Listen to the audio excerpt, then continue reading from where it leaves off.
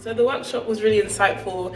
It made me connect more with black people and actually speaking deep into topics that we don't really as black people talk about, because I feel like we're a lot of black people is a lot to do with culture and stuff. I set down to do certain things, do this way.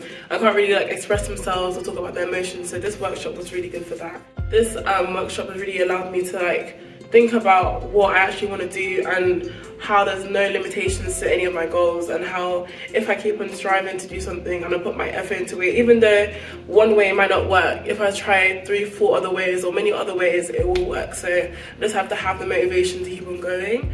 I would definitely tell other black students to participate, because they'll find something new about themselves. Maybe if they're struggling in doing their work or having any ideas on what they want to do in the future, maybe this program or this workshop will help them in finding out more about themselves and what they want to do in the future and what they want to be, or even what they want to do next week or something like that. Something simple as that. But it definitely is, this grit program definitely is really motivational, and I really like talking to people who are like me. So it definitely help people who feel they have no one to talk to, or no one to talk to them, especially for black students in this predominantly white uni. It's really good to connect with more black students.